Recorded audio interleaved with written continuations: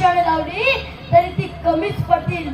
अशा या आमच्या लाडक्या राजाचा जन्म 19 फेब्रुवारी 1630 रोजी शिवनेरी किल्ल्यावर झाला. सर्वप्रथम छत्रपती शिवाजी महाराजांना मानाचा मुजरा करतो. आजच्या शिवसोहळ्याचे अध्यक्ष, उपस्थित सर्व मान्यवर, गुरुजन वर्ग आणि माझ्या मित्रांनो, महाराष्ट्राचे मानबिंदू श्री छत्रपती शिवाजी महाराज यांची जयंती संपूर्ण जगभरात धामधुमीत साजरी केली जात आहे. आजच्या या कार्यक्रमात मला बोलण्याची संधी दिल्याबद्दल आयोजकांचे आभार.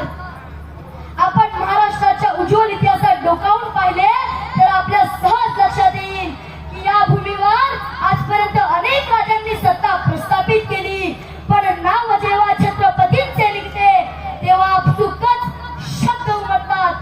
झाले बहु, होतीलही बहु, पण या सभा नाव जेव्हा छत्रपतींचे निघते तेव्हा कोणाला काय सांगावेच लागत नाही. छत्रपती शिवाजी महाराज की अशी घोषणा धुंडुमली नाही तर नवलच. मित्रांनो, जनसामान्यांच्या काळजात असे अढळ स्थान निर्माण करणे सहज घडणारी गोष्ट आहे का? नाही, मुळीच नाही. त्यासाठी आपले संपूर्ण जीवन एका ध्येयाप्रती ओवाळून टाकावे लागते. महाराजांचा लढा साधा सुद्धा नव्हता. त्यांच्या जीवनाचे एकच ध्येय होते, शून्यातून स्वराज्य निर्माण करणे. राजे असंख्य झाले आजवर, पण शिवबा समान ना कुणी. राजे असंख्य झाले आजवर, पण शिवबा समान ना कुणी. गर्व ज्याचा असे महाराष्ट्राला, एकच तो शिवछत्रपती, एकच तो शिवछत्रपती. श्री छत्रपती शिवाजी महाराजांचा उल्लेख आपल्याला एक आज्ञाधारक पुत्र म्हणून पाहावयास मिळतो. आई वडिलांच्या इच्छेसाठी स्वराज्य निर्मिती करताना स्वतःच्या देहाचा अग्निकुंड करून घेणारा पुत्र म्हणजे शिवबा. संयमांचा घाट म्हणजे शिवबा. सळसळत्या रक्ताची लाट म्हणजे शिवबा. या महाराष्ट्रात माणुसकी मोजण्याचं माप म्हणजे शिवबा. दुश्मनांच्या काळजात पावित्र्याचे स्थान निर्माण करणारा किमयागार म्हणजे शिवबा. परस्त्रीला आई समान मानणारा राजा म्हणजे शिवबा. राजा म्हणजे शिवबा. मित्रांनो, शिवाजी महाराजांनी नुसत्या लढाया स्वाऱ्या केल्या नाही तर परस्त्रीला आई समान वागणूक देण्याची त्यांनी आपल्या मावळ्यांना शिकवण दिली. महाराज दूरदृष्टी ठेवून अनेक योजना आखत असत. त्यांनी स्वतःच्या वागण्यातूनच आपुलकी, निष्ठा, धाडस या गुणांचे आदर्श मावळ्यांना घालून दिले. वंदन तुझला शतदा करतो, धन्य तू शिवराया. वंदन तुझला शतदा करतो, धन्य तू शिवराया.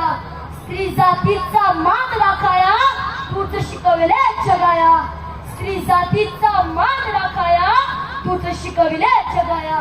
तानाजी मालुसरे, बाजी प्रभू देशपांडे, येसाजी कंक, जीवा म्हारा यांसारख्या अनेक सवंगड्यांनी लढाईच्या काळात शिवरायांसाठी प्राणाचे बलिदान देताना मागे पुढे पाहिले नाही. कारण शिवकाल ही सगळ्याची नव्हे तर ही मरण्याची स्पर्धा होती. खरंच जगाच्या पाठीवरचा तो पहिला काळ होता. अनेक राजांनी गिरिदुर्ग उभारले, अनेक राजांनी जलदुर्ग बांधले, पण माझ्या राजांनी नळदुर्ग तयार केले. नॅशनल कॅरेक्टर्स, राष्ट्रीय चारित्र्य घडवले महाराजांनी. अशा या मराठमोळ्या शूरवीरांच्या भूमीत माझाही जन्म झाला म्हणून अभिमान नाही तर गर्व आहे मला, मी मराठी असल्याचा. जर आपण महाराजांच्या जीवनाचा अभ्यास केला असता आपल्या अंगावर काटे आल्याशिवाय राहणार नाही. महान ध्येयाच्या प्राप्तीसाठी आटोकाट प्रयत्न करणे, सतत प्रयत्न करणे हेच महाराजांचे जीवन होते. उभ्या आयुष्यात त्यांच्यावर अनेक संकटांचा मारा झाला, पण ते कधी डगमगले नाहीत.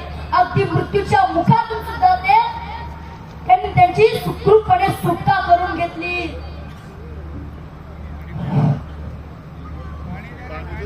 असू द्या. असं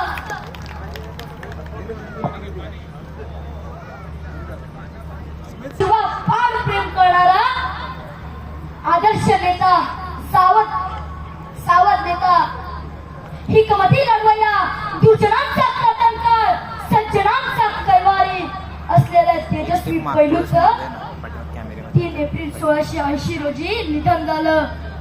महाराजांनी त्या काळात जी क्रांती घडवून आणली, त्यांचे कार्य, त्यांचे विचार पुढे नेण्याची जबाबदारी आता तुमच्या आमच्या सर्वांवर आहे.